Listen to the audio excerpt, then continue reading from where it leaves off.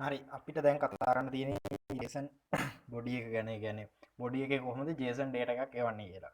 හරි අපි ඉස්සෙල්ලා කතා කරමු මොකක්ද මේ JSON බොඩි එකක් කියන්නේ JSON object එකක් කියන්නේ කියලා. මේකෙදි මම මෙතනම ගන්නම් අපි JSON කියන්නේ data ටිකක් JSON විදියට එවනවා නම් JSON object එකක් විදියට එවනවා නම් අපි ඒක එවන්නේ මෙන්න මේ request එකේ මෙන්න මේ request එකේ body එකේ මෙතන මොකද්ද මේකට කියන්නේ postman එකේ default එන්නේ none. ඔයාලට මෙතනින් form date මෙන්න මේ විදිහට මෙතනින් row කියන එක select කරන්න. ඊට පස්සේ මෙතන row එකට ඊට පස්සේ එනවා text javascript මෙතනින් json කියන එක select කරගන්න. හරි. දැන් json body එකක් යවන්න හදන්නේ මම. තව දෙයක් බලාගන්න මෙන්න මේ headers වල මෙතන 7 කියලා තියෙන්නේ. ඕක 8 වෙනවා උඹ බලන්න. ඒක ගැනත් මම පැහැදිලි කරන්නම්. හරි. ඔන්න JSON body එකක් යවන්න යන අන්න දැක්කනේ 8 වුණා ඒක. ඒක මම කියන්නම් පස්සේ. දැන් මේකේ JSON data එකක් යවන්න මෙහෙමයි. අපි යවන්නේ key value pairs විදිහට key value pairs එහෙම කියලා idea එකක් ගන්නකො key එකයි value එකයි. එහෙම නැත්නම් property එකයි ඒ property එකට දාලා value එකයි. හරි. මම කියනවා id කියලා property එක id කියලා. ඒ කියන්නේ මෙන්න මේ id එක එකයි. හරිද? ඊට පස්සේ එයාගේ name එක මම කියනවා name එකට අදාළ value එක තමයි පස්සින්දු කියලා මම දානවා. හරි. ඊට පස්සේ අපිට පුළුවන් තව එකක් යවන්න මොකක් හරි. අපි හිතමු age එක යවනවා කියලා. age එක යවනකොට මම කියනවා age එක 21යිද මට මතක නැහැ මගේ වයස. හරි. anyway දැන් ඔයාලට පේනවා මෙතන string value එකක් යවද්දී අනිවාර්යෙන් double quotation දාන්න. මෙතන single quotation වුණත් අවුලක් නැහැ මම හිතන්නේ. single quotation වුණත් valid වෙන්න ඕනේ මොකද මේක. නෑ මෙතනදී නම් ඒකේ error එකක් කියලා කියනවා. අපි සාමාන්‍යයෙන් JavaScript වල නම් single quotation පාවිච්චි කරනවා. anyway කොහොම හරි මෙතන double quotation පාවිච්චි කරන්න. දැන් ඔයාලට පේනවා මෙතන කොහොමද මේ data ටික යන්නේ කියලා. හරි. body එකේ මෙන්න මේ විදිහට එක object එකක් කියන එක තමයි මෙන්න මේ සංග්‍රහ වරහන් වලින් කියන්නේ. curly braces වලින් කියන්නේ මේක එක object එකක්. ඒ object එකට අදාළ property ටිකයි value ටිකයි තමයි මේ තියෙන්නේ කියලා. එතකොට තව මේක ඇතුලේ ඕනනම් ඔයාලට data array එකක් යවන්න පුළුවන්. ප්‍රශ්නයක් නැහැ. අපි හිතමු මෙයාගේ මොනවද අපි array එකක් යවන්න ඕනේ. නිකන් array එකක් යමු. number array එකක්. numbers කියලා මට යවන්න පුළුවන් number array එකක්. 100 200 300 200 කියන එකට 200 දෙන්නේ. හරි. දැන් මේක array එකක් යවන්න පුළුවන්. තව object එකක් යවන්න බැරිද මේක ඇතුලේ? object එකක් ඇතුලේ තව object එකක් යවන්නත් පුළුවන්. ඒක ප්‍රශ්නෙකුත් නැහැ. එතකොට custom object එකක් කියනවා කියලා. හරි. custom object එකක් යවන්න පුළුවන්. custom object එකත් මෙන්න custom object එකේ නම මේක, ඒ කියන්නේ key එක මේක, property එකේ name එක මේක, ඊට පස්සේ object එක තමයි මේක කියලා. දැක්කනේ? දැන් මේ object එක ඇතුලේ key value pairs යවන්න පුළුවන්. හරි. එතකොට මේ custom object එක ඇතුළත් ඔයාලට key value pairs යවන්න පුළුවන්. test එක ඔය විදිහට යවන්න පුළුවන්. ඒක ඇතුලේ තව data ටිකක්. එහෙම යවන්න පුළුවන්. කිසි ප්‍රශ්නයක් නැහැ. හරි. මං ඒවා ගැන පස්සේ කතා කරන්න. ඒවා ගැන පස්සේ කතා කරන්න පුළුවන්. අපි දැනට මේ simple object එකෙන් වැඩක් ගමු. හරි. දැන් මම මෙතනදී key value pairs විදිහට මේ විදිහට data යවනවා කියලා කිව්වා. එතකොට මම ඔයාලට බලා ගන්න කිව්වා මේ headers වල 8 කියලා මේක මාරු වෙනවා කියලා.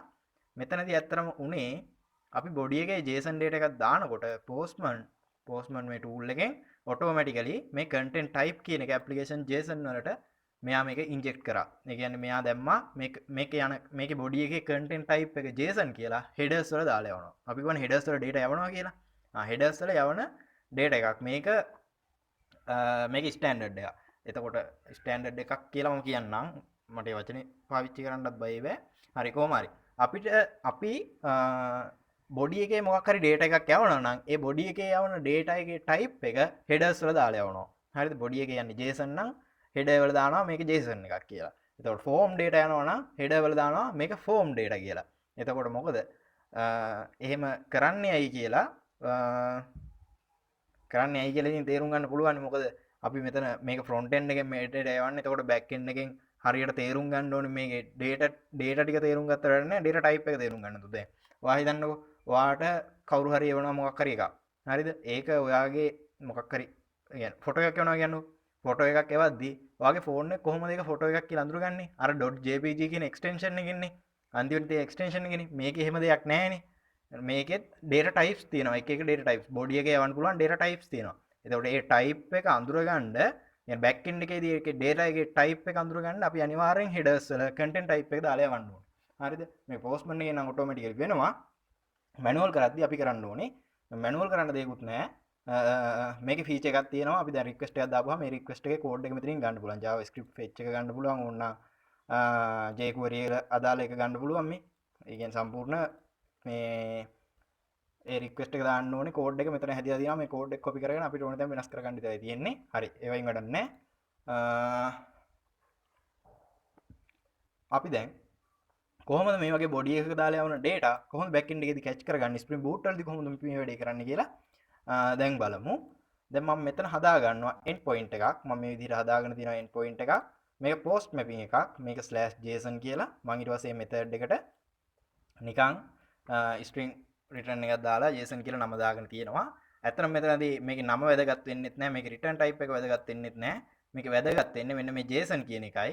ඒක ඇත්තටම මේකේ assign වෙන්නේ value කියන property එකට. මම ඒක මෙහෙම දෙනවා මෙතනින් value කියලා. ඊට පස්සේ මම කියනවා මේක කියන්න ඕනේ නැහැ. මේක අනිවාර්ය නැහැ. හැබැයි මම තව ටිකක් මේක polish වෙන්න ඕන හින්දා කියනවා. මම කියනවා මේ method එකට ඔයා ගන්න ඕනේ මොන data type එකද කියලා. consumes වල මම කියනවා මෙතන තියෙන්නේ application JSON type එකෙන් එනේව විතරක් හොයා ගන්න කියලා. එතකොට මෙයා වෙන data type වල ඒවා ගන්නෙ නැහැ. එතකොට මේ consumes කියන එකෙන් බලන්නේ මොකද්ද? headers වල content type එක application JSON ද කියලා. හරි. ඊට පස්සේ මේකේ JSON body එකේ එන data ටික inject කරගන්න මම හදාගෙන තියෙනවා class එකක්. එතන මම ඒක හදාගෙන තියෙන DTO වල student කියලා. මේ student class එක ඔයාලට බලා ගන්න පුළුවන්. මේකේ getters setters මම lombok dependency එකෙන් දාලා තියෙන්නේ lazy වෙන්න.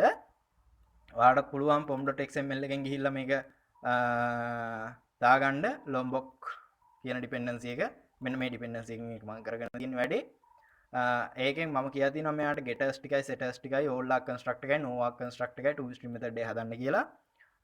තව දෙයක් මේක හදද්දි අනිවාර්යයෙන්ම no arc construct එක දාන්න නම් අමතක කරන්න එපා. ඒක අනිවාර්යයෙන්ම දාන්න. no arc construct එක දැම්මේ නැති වුණොත් එහෙම කොතනද හරිවා මෙහෙම ඒ කියන්නේ මෙන්න මේ වගේ තැනක පාවිච්චි කරන්න හදනවා නම් මේ ඔබ්ජෙක්ට් එක අනිවාර්යෙන් no arc construct එක දාන්න.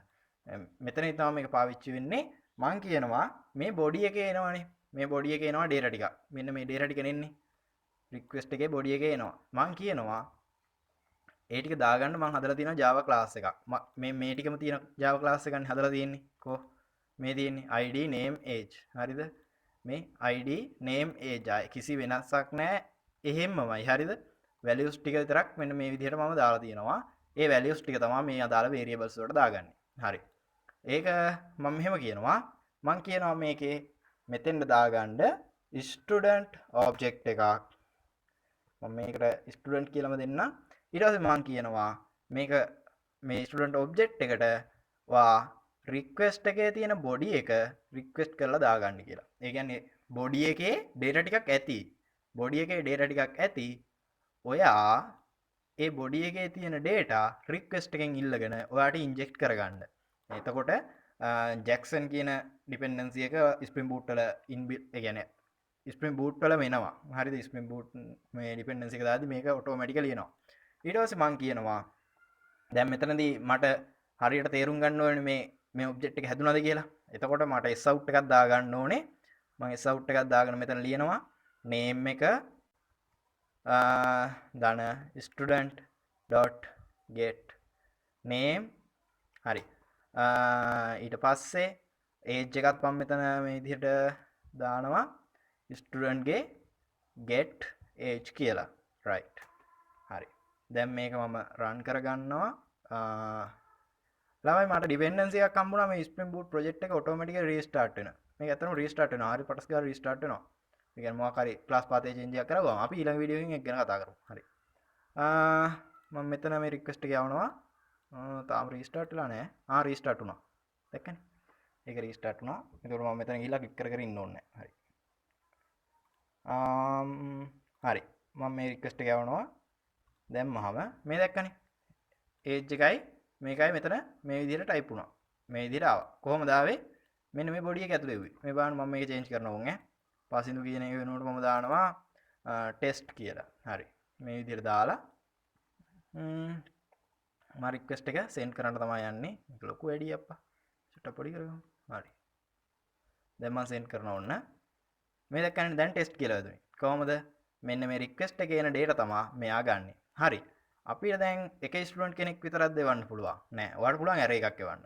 මං ඒකත් කියන්නම් මේ විදිහට. මං හදා ගන්නවා තව post mapping එකක්. post mapping එකක් හදා ගන්නවා. මේකේ value එක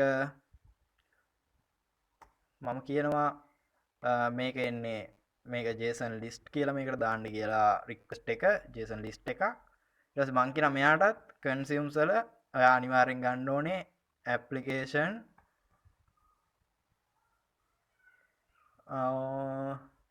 JSON type එකෙන් එන content type එක application JSON වෙන ඒවා ඔයා ගන්න ඕනේ. ඊට පස්සේ මං method එක මේ විදිහට ලියනවා public void catch JSON array කියලා නිකන් ඒක අදාළ නැහැ. හරි. මට පුළුවන් මෙතනදි කියන්න ඔයා catch කරගන්න ඕනේ list එකක් විදිහට මොන list එකක්වත් කමක් නැහැ. list එකක් විදිහට ගන්න ඕනේ. මේකේ එන්නේ students ලා student list එකක් එන්නේ. එතකොට student list එක එන්නේ request body එකේ ඒක ඔයා අරගෙන දාගන්න කියලා. හරි.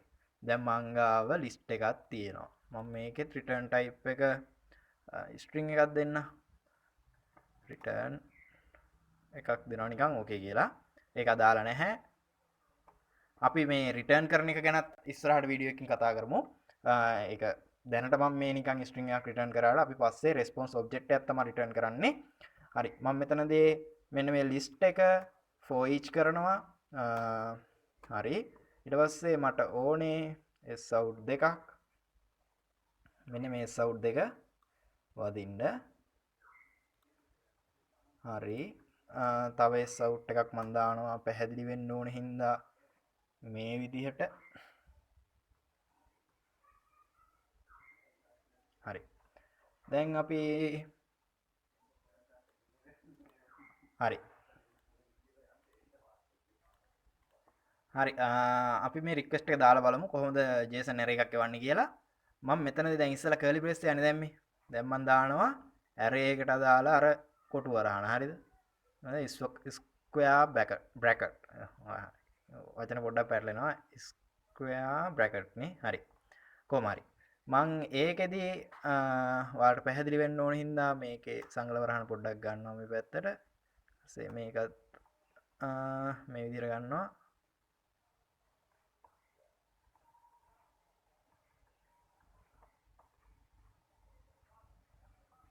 හරි.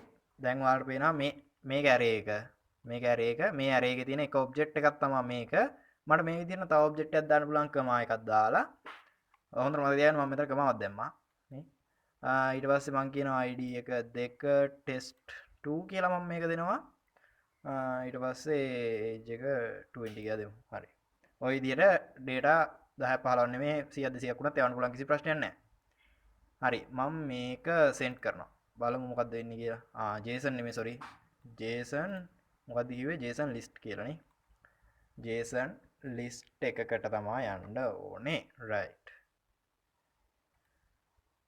හරි. ඒක ඕකේ වුණා. මේ බලාගන්න. මෙන්න මෙතන පළවෙනි එක මෙහෙම තියෙනවා, දෙවෙනි එක මෙහෙම තියෙනවා. මේක for loop එකෙන් තමයි කරලා තියෙන්නේ. හරි. ඔයාලා ළඟ දැන් JSON object array එකක් එවන්න ඕනේ අදහසක් තියෙනවා. හරි. අපි ඊළඟට කතා කරමු. ඊළඟ වීඩියෝ එකෙන් form data එකක් කොහොමද handle කරගන්නේ. එතකොට මම එතනදී කියා දෙනවා image එකක් send කරන විදිහ අපිට image එකක් send කරන්න පුළුවන් form data විදිහට ඊට පස්සේ ඒ ඉමේජ් එක කොහොමද බෑක් එන්ඩ් එකේදී හැන්ඩල් කරගන්නේ කියන දේවල් අපි කතා කරමු ඊළඟ වීඩියෝ එකෙන්. එහෙනම් හැමෝටම good luck.